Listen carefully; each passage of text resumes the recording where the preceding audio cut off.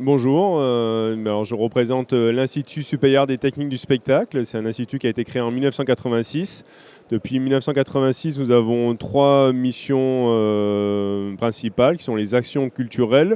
Nous sommes aussi un centre de ressources et bien évidemment nous sommes centre de formation professionnelle initiale avec notre centre de formation d'apprentissage à Marseille et continue sur notre site d'Avignon et de Marseille.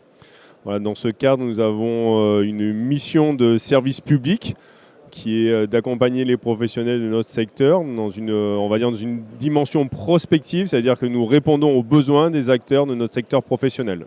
Dans le cadre de ces missions de développement, de réponse aux besoins de développement de compétences des professionnels de notre métier, liés aux évolutions de notre secteur d'activité, nous avons créé notamment, pour exemple, la formation qui s'appelle Gestion opérationnelle de travaux, qui est une formation qui est autour de l'animation d'un projet d'aménagement ou de construction d'un établissement culturel. Donc c'est une formation qui a un format spécifique, un format très compact de 35 heures, qui s'adresse à des cadres techniques qui vont se retrouver confrontés à ce genre de problématiques dans leur parcours de professionnels.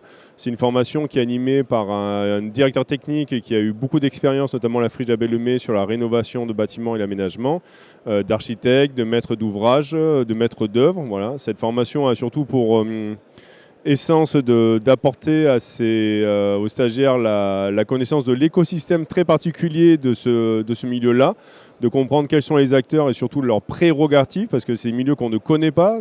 Voilà, donc on peut intervenir à des moments où on n'intervient pas avec la bonne personne et surtout on n'intervient pas au bon moment, donc il faut aussi connaître les différentes étapes d'un projet, donc c'est assez particulier. Si on ne l'a jamais fait, il faut avoir ces compétences-là pour l'animer, tout ça pour être un acteur efficace, notamment aussi dans la maîtrise d'usage, pour que nos bâtiments soient le plus éco-responsables possible à l'instant T, mais aussi sur un développement sur le long terme, pour que nos bâtiments soient efficients dans 20-30 ans et qu'ils puissent répondre aux besoins des utilisateurs. Voilà ce que je peux vous dire sur cette nouvelle formation.